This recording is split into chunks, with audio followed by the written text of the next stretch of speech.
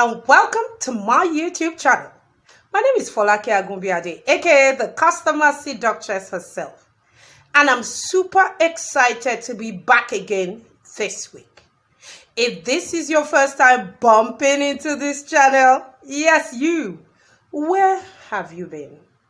Wow, you've missed out on some pretty amazing stuff.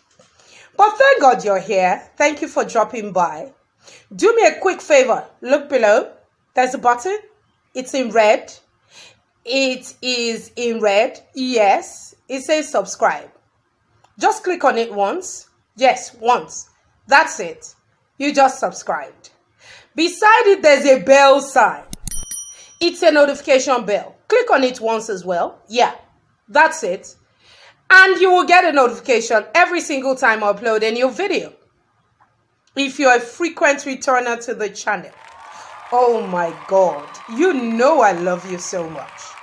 Thank you for always coming back. Our subscriber viewership are increasing by the day. But you need to do me one more favor. I want my channel to hit 1,000 subscribers before the end of this year. So do me a favor. If you watched this video, fear God. Or don't even fear God if you don't want to. But really, there's a supreme being that stands above us all. Share this link. Share it with someone. Let someone else know about what is happening at the channel and be a part of what we do. So, if you missed last week's video, that was some interesting stuff. I also said last week that the channel is going to be evolving, so our conversations are not going to be all lecture. It's going to be more fun, gisting, catching trips, vlogging, and so on. So watch out. My vlog is coming. I'm going to be vlogging one of the events that I will be going to, and I'm trying to pick the right event that kind of brings it all together for you guys. So you get to walk a mile in my shoes for one day, and subsequently as we go along in this amazing journey between us. So last week's video, market your package. It's right there. Look at it. Check it out. I won't say more than that. If you're looking to move up in your personal branding, that is one video to watch. Today we'll be talking about something that I got an inspiration for on social media. You know me, I seem to get my inspirations from various places. But this particular inspiration came from a friend of mine that I saw her a write-up, not really a write-up, just a caption on social media. And it was about validation. So today we're talking about the elusiveness of validation. The elusiveness of validation. Call your friends. This is a good time to share the video. Yes, share them. They need to watch this with you. Now, I'm going to start with a quote from Aristotle that says that criticism is something you can easily avoid by saying nothing, doing nothing, or being nothing. So if you ever are in the mindset of not being criticized, all you have to do is nothing. Absolutely nothing. I didn't say that. Aristotle said that. And I totally concur with that quote. But if that is not your game plan, at one point or even at this present moment, each and every one of us has been on the quest for validation. Yes, that striving desire for other people to believe in us, to approve of us, to want us, to be with us, to tell us the things we want to hear. We've all been there. And the sad part about that is that the need of approval kills freedom. Think about it for one moment.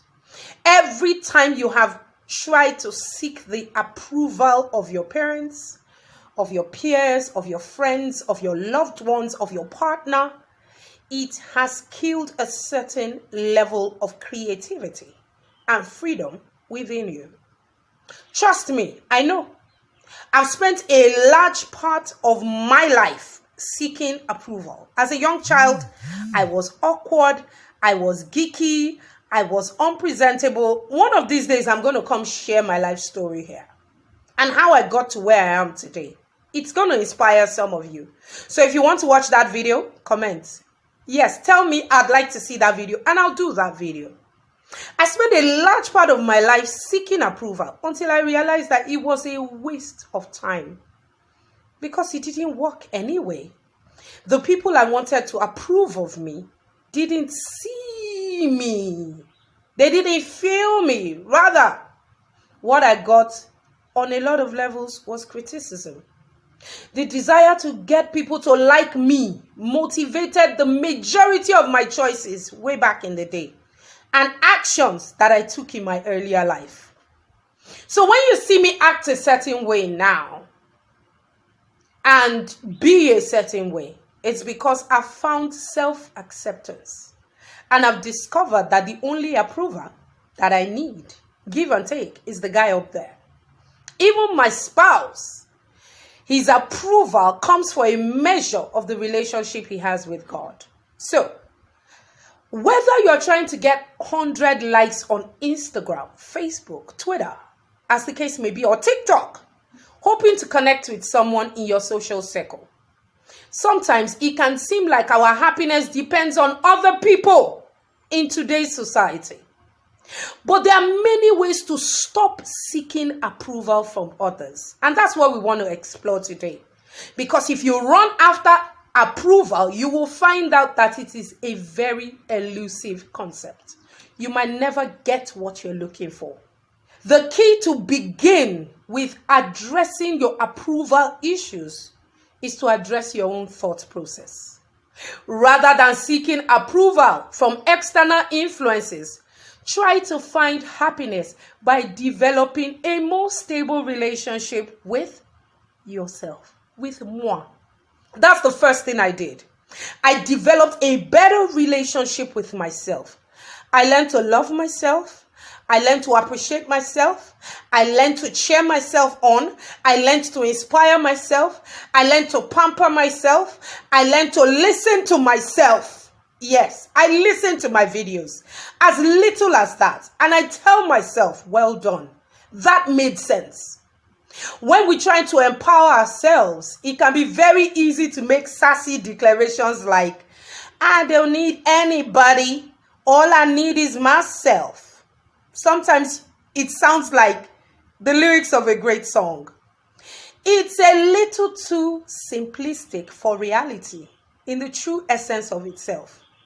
When the chips are down, most of us need people. We need them to stimulate us. We need them to teach us. We need them to challenge us. And of course, we need them to love on us. In any relationship, friendship, romantic, as the case may be, we all need people. So how do we figure out what is healthy and unhealthy in our search for dependency and approval from others? Let's look at number one, healthy dependence. In your search for validation. What is healthy dependence? Finding people in your life who you can trust, who you can rely on, who you can turn to when things get tough is essential to our well-being. So it's healthy to ask or receive help, support, or encouragement. It's not bad. It's healthy to factor the needs of the loved ones, your loved ones, in your own decisions. It's healthy to enjoy being with people, having friends, having relationships, having colleagues, having sisterhoods, having brotherhoods, and receiving their attention. It's very healthy. And lastly, feeling like our loved ones make a significant contribution to our happiness. It's also healthy. That doesn't make you needy if you want people around you. It doesn't mean you're searching for validation. Another one that I want to add to healthy relationships or healthy dependency is for intimate partner relationships. Growing a habitual dependency on each other's strengths or skills. I have certain things I love to do, and there are certain things I hate to do. There are certain meals I hate to cook. And I depend on my partner, my husband, to help me out with some of those things because he's better skilled at them than I am. When it comes to technology, I have certain friends I reach out to help me out. Those kind of dependencies are not unhealthy.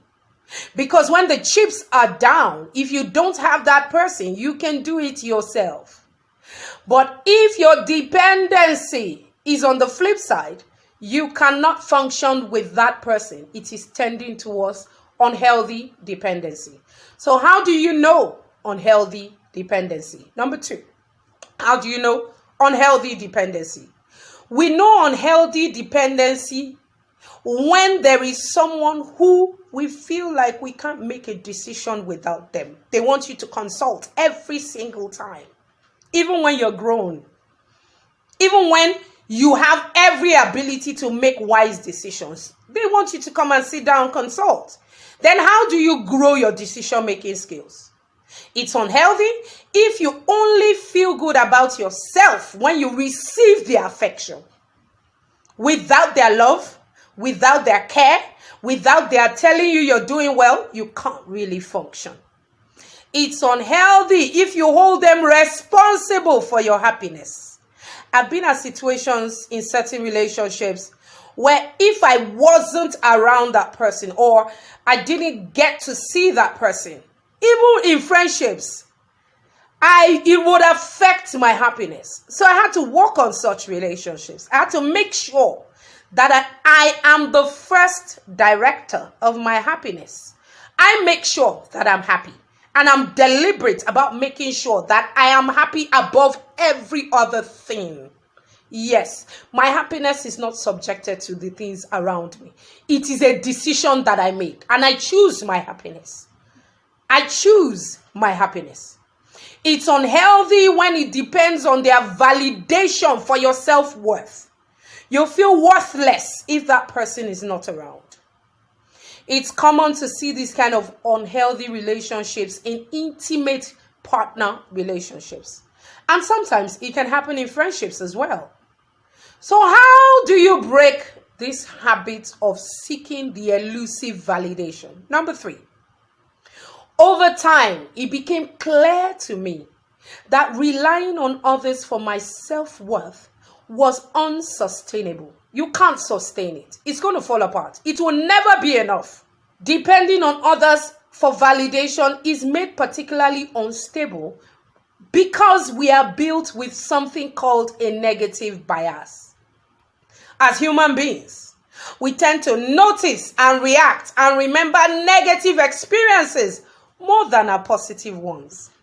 So if you have an unhealthy habit of validation from someone, when they say negative things about you, you seem to remember that more than any other thing they've ever said to you.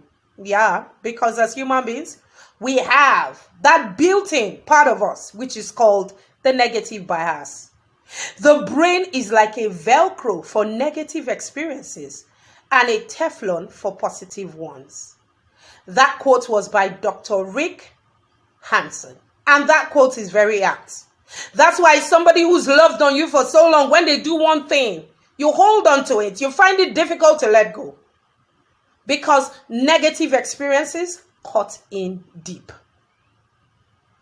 This applies to not just what others say about us, but even what we say about ourselves. So you need to, first of all, begin to reflect the kind of validation that you want to see from people. You need to validate yourself. Self-love, self-care, self-validation, self-regulation. Very important. In a nutshell, if you think you are in an unhealthy dependency for love and affection of others and validation from such people, it's time to consider the following as I close. Number 1, it's never healthy to depend on others for your sense of self-worth. Your self-worth is meant to come from inside of you. So if you don't have self-worth, work on it. Don't wait for people around you to give you your worth. Your worth is in the measure of the value that you give to life and humanity. Every single day, you do what you do. Just be you. Be authentic and do your best. Push yourself. Set your limits. Break your own records. Number 2, the only person responsible for your emotions are yourself. Nobody should take charge of your emotions, your happiness, your sadness, your joy, your excitement. Don't give somebody that charge over your life in the search for validation. You decide what you feel per time, and that is what makes you a responsible human being. Number 3, just because negative self-beliefs feel real does not make them true. Whatever your saboteurs are saying to you in your head, they are not real. You're not stupid. You're not slow. You're not unintelligent. You're not ugly. You're not every negative thing that seems so real to you. You're not cursed. You're not jinxed. Everything that feels so real to you, because they feel real, does not make it real. It's all up in your head. Number 4, when you let go of your negative beliefs, you open the door to loving up on yourself. I had to do it, and I must tell you, I'm crushing on myself badly. I love how I look. I love how I speak. I love everything about me. And the last but not the least, self-love is the only sustainable love in the world. The only person that can love you, validate you, care for you, love on you, and will not give you negative feedback is you. Will not criticize you is you. Love on you. The only sustainable love in the world is your own love, not even your partner's love, because things happen. Sometimes we feel in love. You can be in love with somebody and not feel in love with them. But you need to still be able to pick yourself up, look yourself in the face, and keep pushing yourself. I hope you've learned a few things today on breaking the limits of elusive validation. If you are yet to, do the needful. Yes, like this video, thumbs up, comment, type us a note, and share this video. Like, thumbs up, comment, and share this video. Until I come into your faces sometime soon, it's your girl, Folake Agunbiade, and I am out. The customer seductress loves you. Bye, guys.